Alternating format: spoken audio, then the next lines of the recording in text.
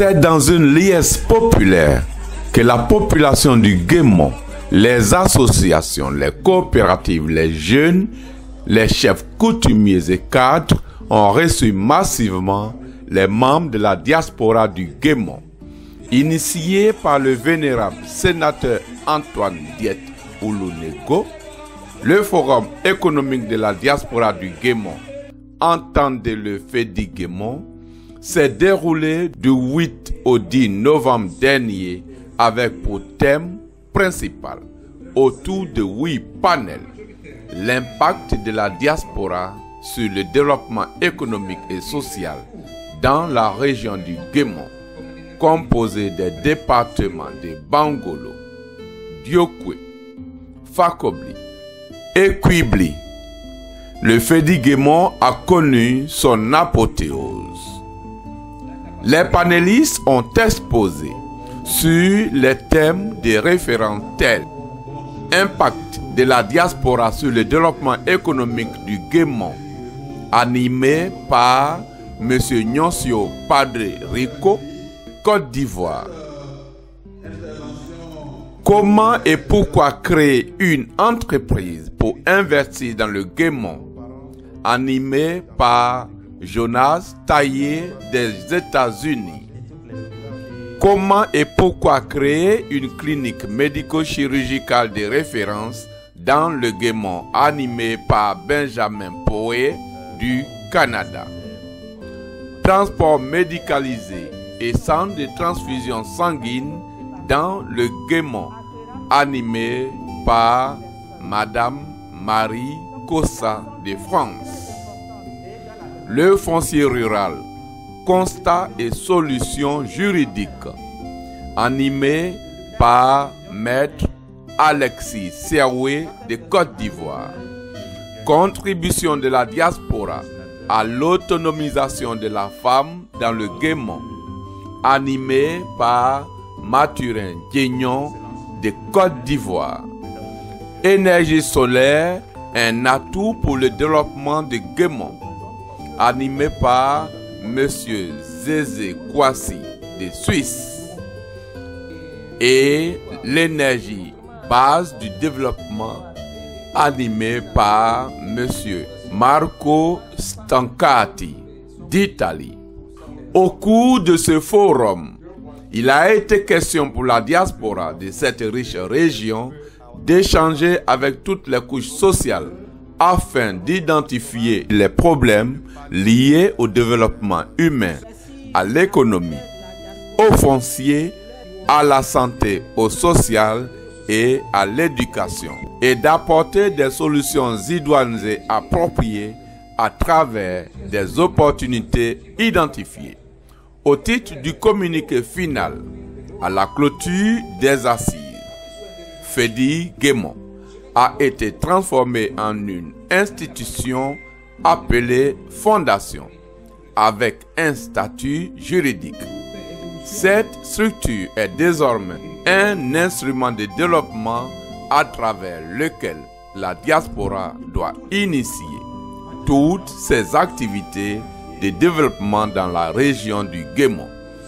Dans le communiqué final, vous trouverez toutes les résolutions, les procès-verbaux et les rapports. Un chronogramme pour mieux mettre en œuvre et suivre les démarches de fonctionnement de la Fondation dont les différents organes tels que l'Assemblée générale, le Conseil d'administration, le Commissariat aux comptes et la direction exécutive ont été connus. À voir les interventions des autorités et participants, on peut déduire que le FEDI Guémont est la solution pour le développement du Guémont.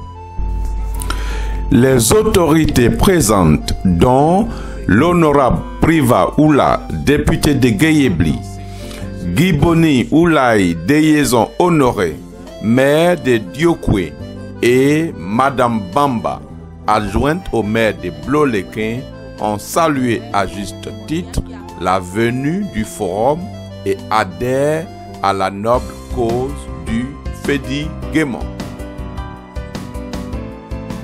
Pour joindre l'acte à la parole, le vénérable sénateur Antoine Diette a offert un siège flambant tout neuf au Fédiguémon. À cette visite du siège, il a été confié à Dieu afin que lui-même soit le guide des activités de la désormais fondation Fédiguémon. La prochaine rencontre pour le lancement officiel des activités dans la région se fera à la date anniversaire dans le département de Quibli qui a été retenu. Que vive la fondation Fédiguémon pour le bonheur des Guémoniennes et Guémoniens. Merci. Que le développement est une question de mentalité. Et la mentalité, c'est l'utilisation bonne ou mauvaise de ce qu'on met à votre disposition. Je prends un exemple terre à terre. Vous exercez la même fonction. Vous faites le même travail, vous avez le même salaire. On met à votre disposition deux voitures, deux personnes. Mais vous allez comprendre qu'au bout de 3 mois, il y a une voiture qui est au garage, tandis que c'est la même, la deuxième voiture, elle vient du parquet. On dirait qu'on ne l'a même pas utilisée encore. Or, c'est la même durée, c'est le même contexte.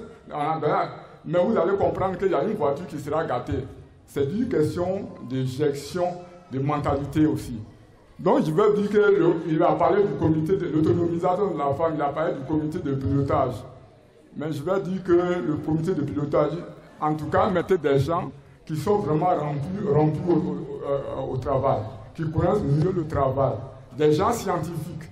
Et des gens aussi, pourquoi pas? Parce que mon frère parlait tout à l'heure, celui qui a parlé, il a parlé tout à l'heure, il dit que les gens de l'Ouest, ils ne sont pas des gens qui travaillent. Mais ce sont des stéréotypes, des préjugés, ou même qui sont des préjugés politisés. Et donc, il faut faire très attention aussi. Ce qu'il nous faut, c'est des leaders de travail, des gens qui peuvent conduire, comment les gens, ici, les gens de l'Ouest, à travailler, à faire face. Donc, moi, ce que je vous demande, c'est des suggestions que j'ai faites, c'est que le comité de pilotage doit être un sachant, doit connaître véritablement, doit faire ce qu'on appelle l'évaluation des risques d'échec des projets et doit faire aussi le mécanisme de priorisation de ces projets-là. Donc c'est très important. Et ce travail-là, il faut donner ça aux sachants, des gens qui savent vraiment, qui savent ce qu'ils font. Et donc c'est ce que je voudrais intervenir. Parce qu'il ne s'agit pas de faire des projets. Après, c'est pour dire que non, bon, ça n'a pas porté. Mais c'est parce que vous n'avez pas pris le temps de faire l'évaluation, de chercher à savoir les risques d'échec. Parce qu'il y en a plein. Merci beaucoup. Donc c'est ce que je voudrais dire. Merci beaucoup, cher ami. Merci, chers illustres personnalités ici présentes. La question que je voudrais poser, c'est sur le foncier. Et pour permettre aussi à nos mamans d'être bien édifiées. Est-ce qu'une femme mariée dans une famille peut revendiquer le droit foncier, peut avoir une parcelle dans sa famille d'origine? Ça dit que maman Henriette est mariée, elle est du Cavalier, elle est mariée au Guémon, elle est mariée légalement. Est-ce qu'elle peut revendiquer une parcelle dans sa famille d'origine au Cavalier? C'est ma question. En milieu rural, la question de la propriété foncière ne fait pas apparaître le genre. C'est-à-dire, la femme et l'homme ont le même titre. On parle de propriété. Donc, quand on parle de propriété, on ne parle pas de genre. Donc, la femme qui est mariée dans une famille, avant d'être mariée dans une famille, elle est née d'un père ou d'une mère qui est propriétaire d'une parcelle.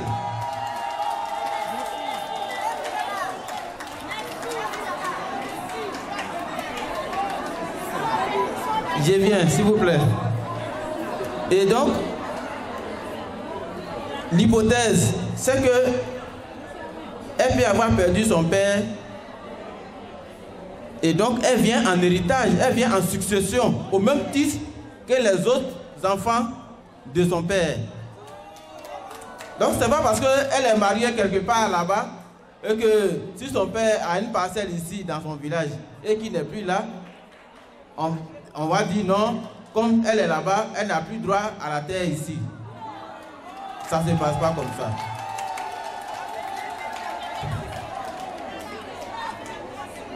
Donc, c'est la réponse que je voudrais donner à la question que vous avez posée. Et cette réponse-là trouve son sens dans l'article 26 nouveau de la loi sur la succession. Merci. En 2002, nous avons constaté que nous avons fui. Mais à nos retours, on voit les parents, les parcelles, la plupart sont occupés. En a les moyens, ils se sont appropriés des papiers administratifs. Maintenant, nous, les propriétaires terriens de retour, ils détiennent des papiers non signés par le propriétaire terrien. Est-ce que là, il y a quelque chose pour nous éclaircir cela? Parce que moi, c'est ma terre, c'est ma parcelle. Ça a été, il y a un exemple à M. Yao. Il arrive que M. Yao a mis en valeur. Sans mon consentement, il a les papiers administratifs, pas mon accord. Est-ce que là, en tant que propriétaire terrien, je peux revendiquer? Parce que je suis en face de lui avec des papiers administratifs. Et vous remercie. Et le panel et tous ceux qui ont exposé sur le sujet pertinent. Et de tout ce qui a été dit, les frères, les parents, ce qui ressort, qui m'intéresse beaucoup, c'est l'intervention de l'italien. Et de tout ce qui a été dit, regorge ou est retrouvé, c'est retrouvé dans ce que l'italien a dit. Les ambulances, les travaux, nous sommes des bras valides. Nous avons besoin de travailler. Nous avons besoin de travailler. Monsieur l'italien, venez développer l'ouest de la Côte d'Ivoire. La terre, le sol et le sous-sol est riche. Notre terre est riche. Aujourd'hui, ça m'étonne. Si j'ai une sœur, je peux lui donner une parcelle de forêt.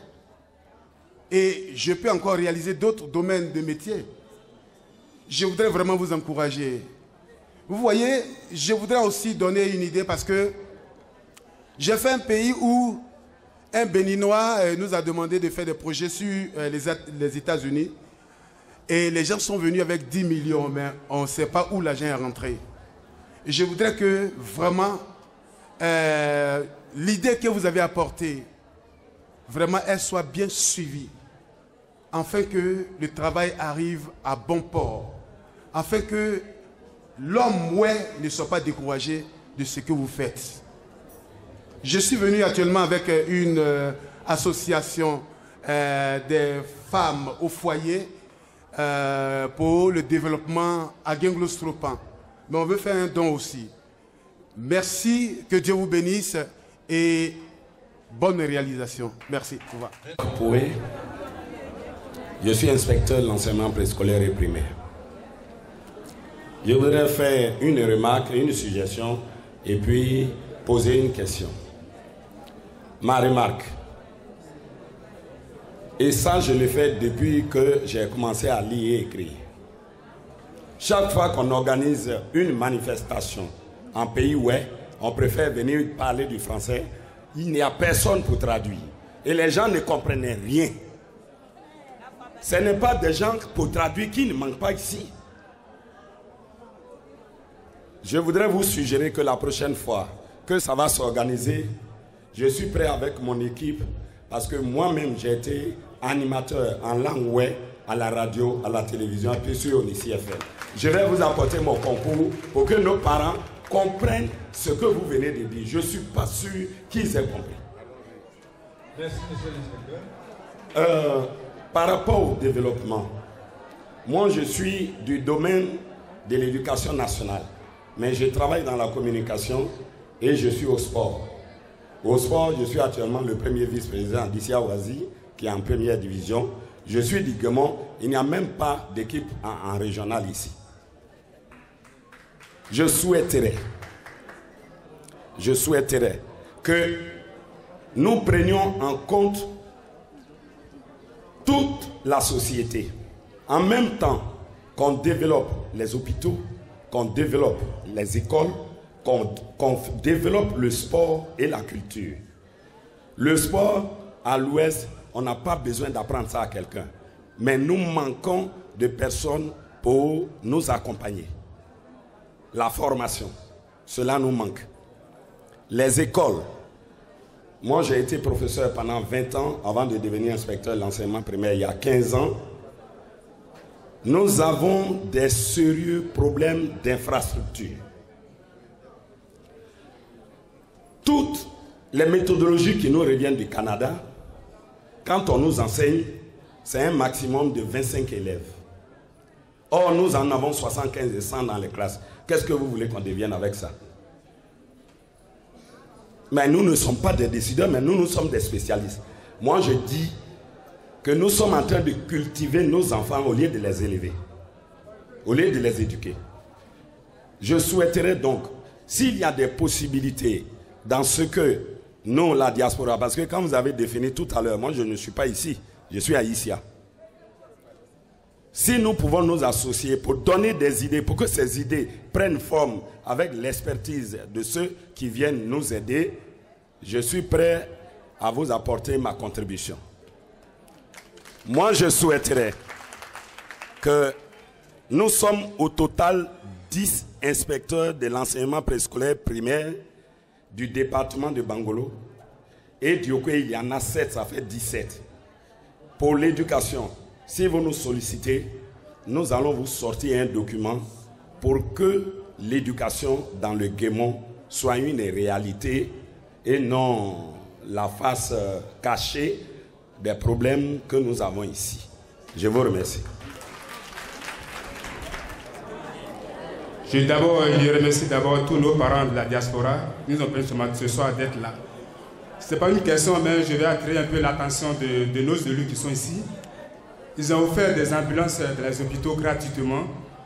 Mais si tu as un malade, moi je suis à Bangolo, un jour ma femme était malade, elle était enceinte de 7 mois et elle était malade. On a été à l'hôpital voir la sage-femme. Elle ne pouvait pas, donc on doit nous évacuer sur Diogoué. Et à cet instant, on me demande 25 000 francs pour la transporter sur Diogoué. Si je n'ai pas cet argent, je fais comme ma femme meurt. Donc je demande à nos autorités, ceux qui ont offert les emblèmes cadeaux, de voir les directeurs d'hôpitaux, de voir un peu le coût des emblèmes pour les déplacements. C'est excessivement cher. Je vous remercie. Merci. Moi, c'est Oulaï Honorine. Je suis originaire de Diogoué. À mes frères de la diaspora, je leur dis merci beaucoup parce que moi, je ne suis pas dans une ONG. Je suis une vendeuse de poissons à la braise. Mais je suis venue ce matin, on ne fait qu'à parler des ONG. Je demande si aussi les femmes qui vendent les poissons à la braise, non, on ne peut pas les aider. C'est ce que je demande. Merci à celui qui a posé cette question parce que cette question, c'est ce qui est le plus récurrent dans nos régions. D'abord, je vais répondre à la question à 2 niveaux. Au premier niveau, c'est en référence au certificat foncier. Une terre qui n'est pas immatriculée, par principe, une terre qui n'est pas immatriculée ne peut pas faire l'objet de vente. C'est comme un enfant qui n'est pas né et qui pose des actes civils. C'est un enfant qui n'est pas né et pour qui on pose déjà des actes civils. Le certificat foncier est apparenté à la déclaration de naissance à l'état civil. Et donc, pour qu'une terre fasse l'objet de vente, il faut préalablement que celui qui détient les droits coutumiers sur cette parcelle-là puisse détenir le certificat foncier. De par ce principe, les ventes qui se sont opérées en dehors de cette prescription légale sont des ventes illicites. Deuxièmement, il y a la loi numéro 164 du 16 avril 1964 interdisant les actes sous seing privé.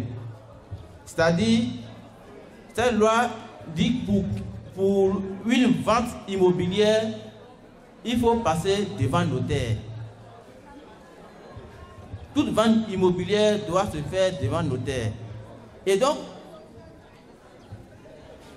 les actes sous seing privé que les gens font entre chefs de village, entre témoins, entre autorités administratives, c'est des actes. Vous m'excusez, je vais vous traduire parce que les parents, il faut qu'ils comprennent. Vous pouvez aller, je vais traduire au fur et à mesure. Donc, j'étais disant qu'il y a la loi de 1964, la loi de 64-164 du 16 avril 1964 qui interdit les ventes sous seing privé. Cette loi n'est pas encore abrogée. Et donc, on a loi d'hier. D'accord, du bois, non, au moins, au moins,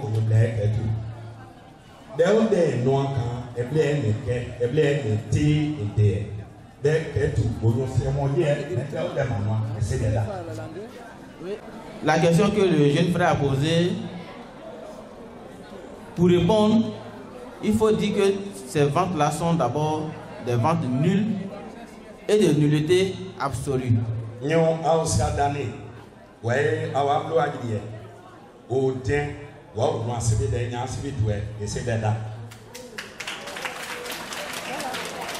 Mais si la loi dit que cette vente-là, elle est nulle, mais celui qui est le détenteur des droits coutumiers, qu'est-ce qu'il fait? Bon,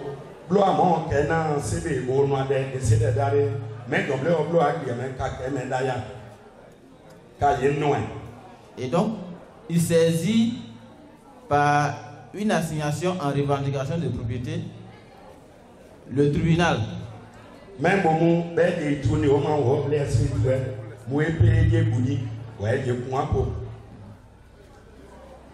donc, quand il va porter la plainte, il va la motiver par les tests que je viens de citer. Même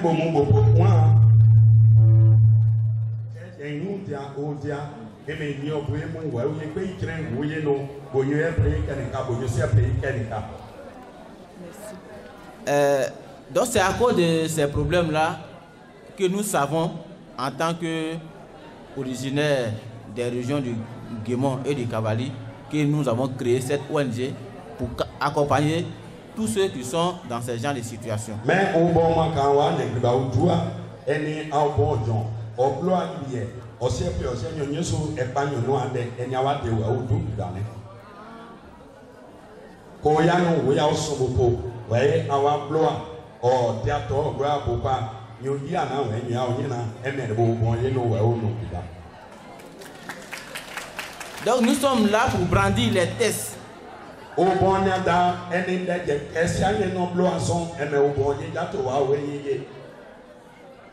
Mais dans cette situation, il ne faut pas voir seulement, dans sa question, il ne faut pas voir seulement les propriétaires terriens.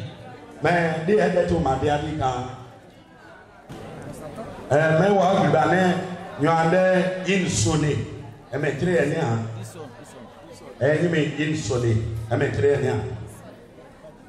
donc, la précision que je vais faire, c'est que le Fédé Guémon a invité l'ONG ISON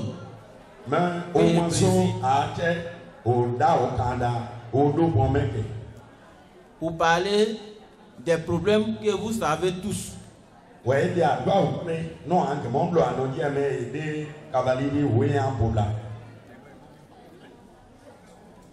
Pour résumer, la réponse, c'est que ces ventes-là sont nulles et de nullité absolue. Et elles peuvent faire l'objet de revendications devant les tribunaux.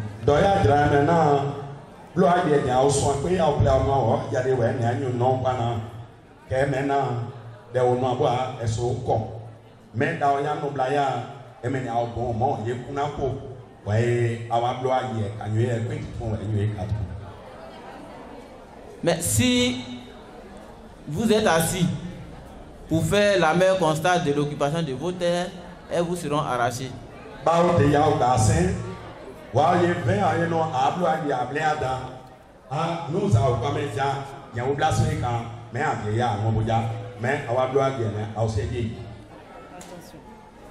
Donc, dans ce sens, l'ONG que je préside et qui est ici devant vous ce soir est là pour vous défendre.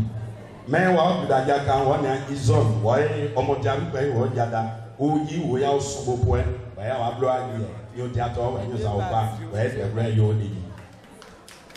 nous ne défendons pas seulement que les propriétaires terriens.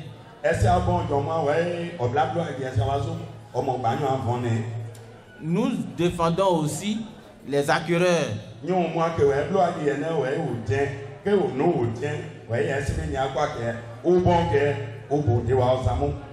Parce que la question qu'il a posée, généralement, c'est pas l'acquéreur qui de lui-même vient s'installer.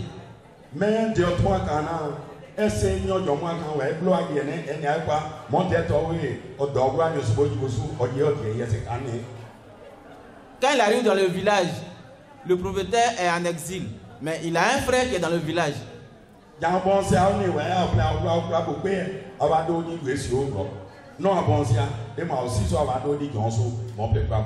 Et donc, c'est ce dernier qui cède. Mais quand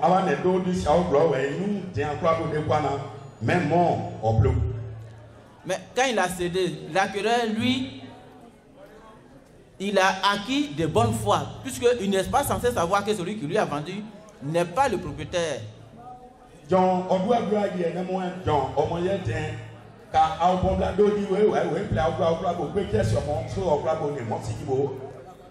Donc, à la fois, on défend le propriétaire terrien s'il est lésé, on défend aussi l'acquéreur s'il est lésé.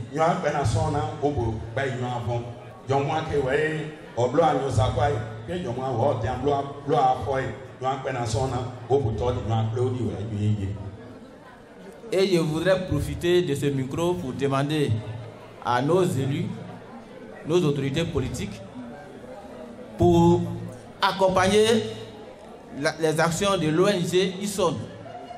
Parce qu'aujourd'hui, la question du foncier est la première question au cœur du développement dans nos deux régions. Mais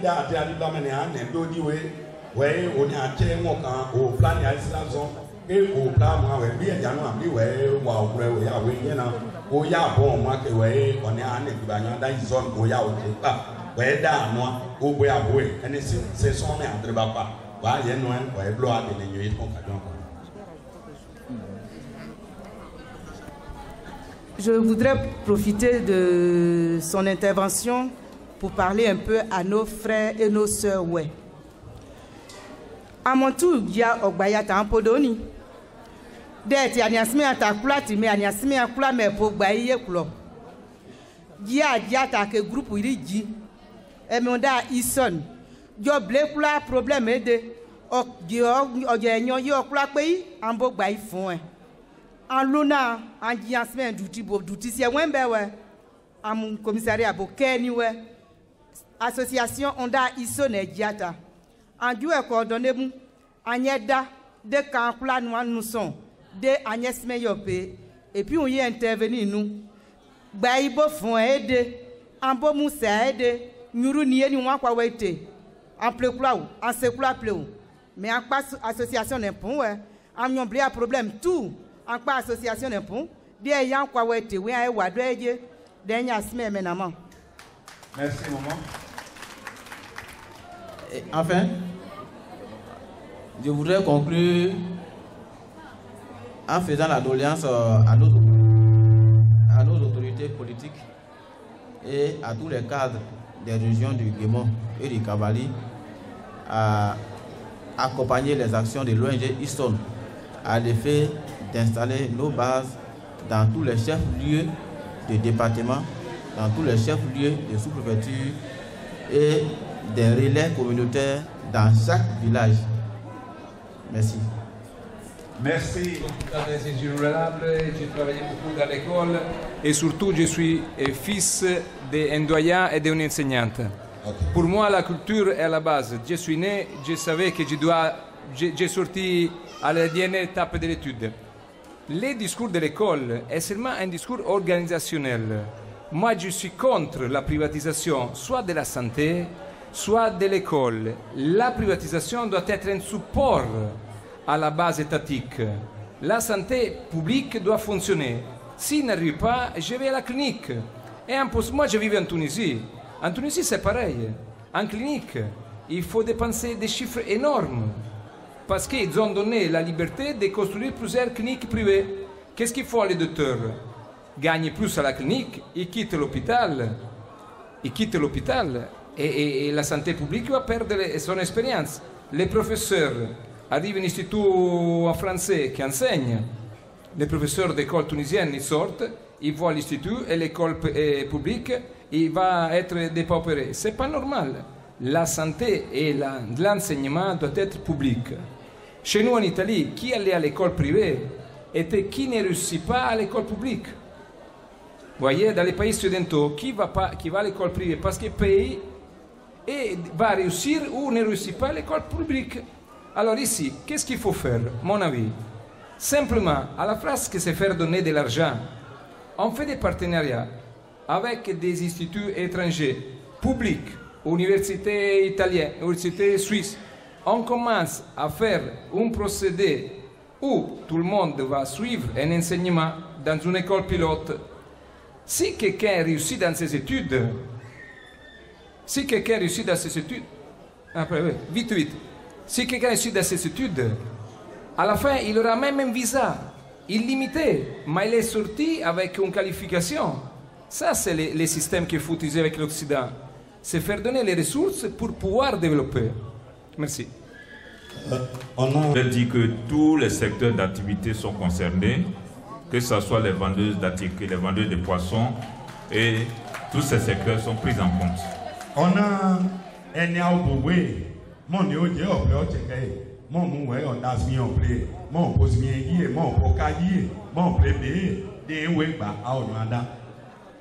La deuxième question de M. Meibo disait que dans le cadre de la pérennisation du projet, le comité de pilotage qu'on va mettre en place, il faut qu'il y ait des sachants. Alors cette requête-là, nous la prenons en compte.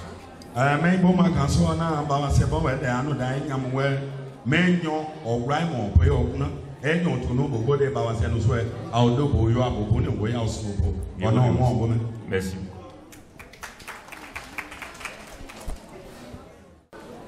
Monsieur le vice-président, député de Guéhébi sous-préfecture et de Dioké sous-préfecture, mon jeune frère Oula Priva, merci d'être là.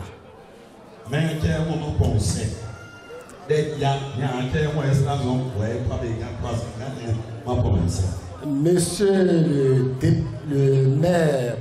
le maire Djiboni, maire de la commune de Dioké, merci pour ta présence à cette rencontre.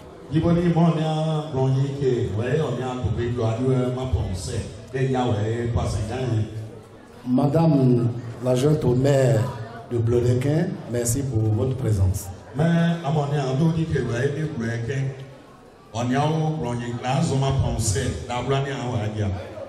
Avant de poursuivre mes propos, je voudrais faire un retour et dire encore merci au maire. J'ai accepté et apprécié du moins son intervention en langue vernaculaire.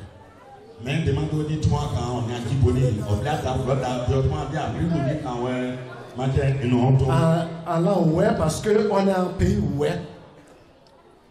La raison voudrait qu'on s'exprime dans notre patois.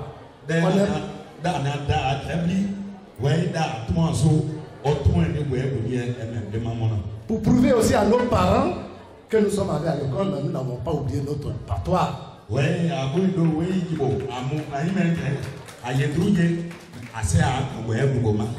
Tout en saluant donc nos panélistes, qui sont là, sont venus des États-Unis, du Canada, de la Suisse et de la Côte d'Ivoire, avec ce travail qu'ils ont abattu, je vous dis grand merci. Les chefs coutumiers traditionnels aussi, qui depuis 8 heures sont avec nous, je voudrais vous saluer. Merci de votre présence. La Canada,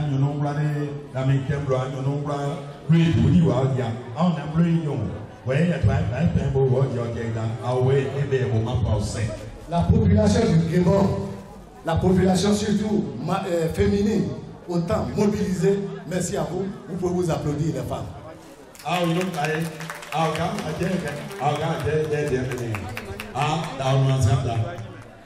Chers parents, chers frères, chères sœurs, Gaboniennes et Gaboniens, c'est un honneur pour moi et une fierté de voir le Gabon se mobiliser après des années de guerre, des affres de la guerre que nous avions connue. Vous mobilisez aujourd'hui pour parler de développement. Je tiens vraiment à vous dire merci et je suis heureux de vous voir aussi motivé.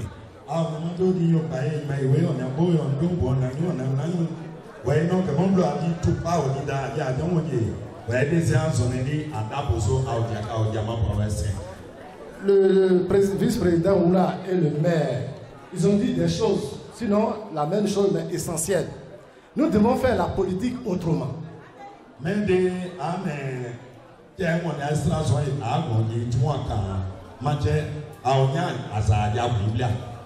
Nous qui avions fréquenté et côtoyé le président Alassane Ouattara,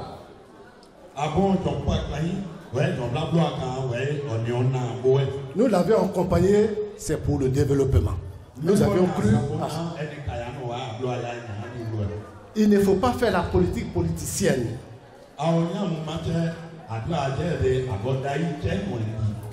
Le président Ouattara nous a fait confiance en nous donnant des responsabilités. Ce n'est pas pour notre parti politique qu'il nous a donné ces responsabilités.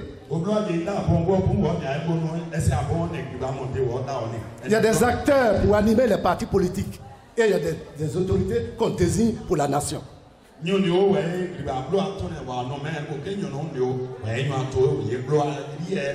Et c'est cette politique que nous avions appris aux côtés du président Ouattara. Et c'est pour cela, vous avez vu l'équipe qui est là. Toute l'équipe qui est là aujourd'hui en train de travailler, c'est vos fils et filles du Gabon, mais des partis politiques différents. Ils sont tous des partis politiques différents, mais ils sont tous du Gabon. Et je ne viendrai pas vous parler du RHDP, mais je vais parler du Gabon. Parce que ceux qui sont avec moi sont du Gabon et que nous allons développer le Gabon. Il y a des acteurs politiques qui sont là pour animer les partis politiques. Nous sommes aujourd'hui pour le développement.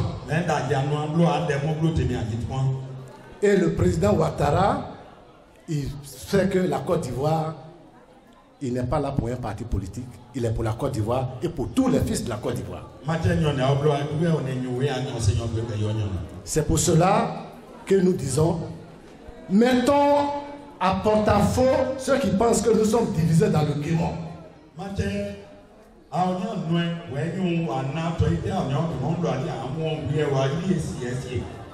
Voilà mon frère Guiboni, voilà monsieur Oula, il n'est pas de mon parti, mais nous nous retrouvons aujourd'hui pour parler du Gabon.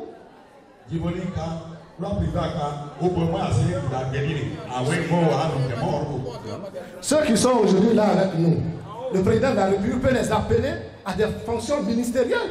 Et ils vont travailler pour notre pays, pour le Gabon.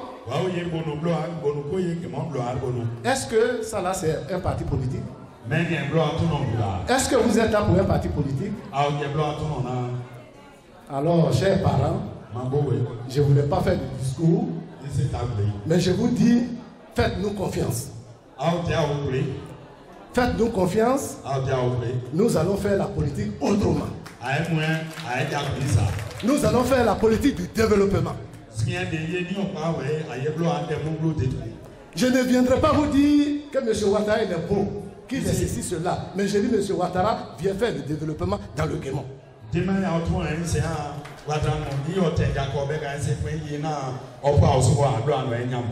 Voilà des opérateurs économiques qui sont avec nous.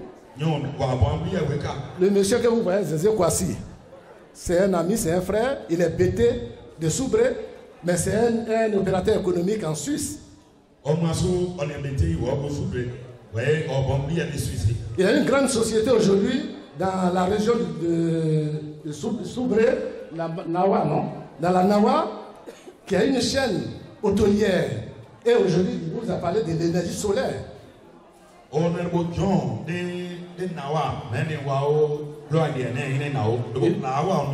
Il nous a pas accompagnés parce qu'on est RHDP. Monsieur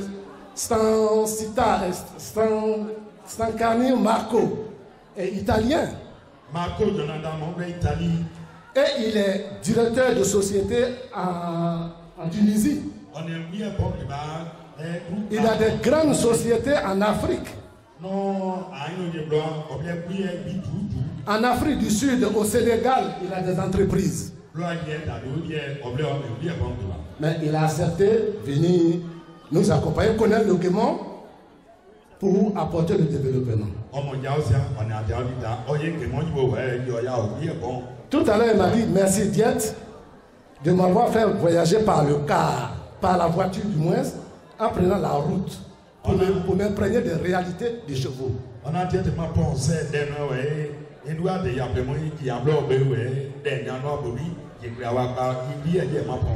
Si j'avais pris l'avion, je n'allais pas m'imprégner de ces réalités. C'est ce qu'il m'a dit. Donc faites-nous confiance, nous ne sommes pas venus faire du pipeau, nous sommes venus avec vos frères, vos soeurs, vos parents qui croient au développement. Nous venons pour investir chez nous dans le Guémon. Plus de politique, mais la politique du développement. Je vous remercie.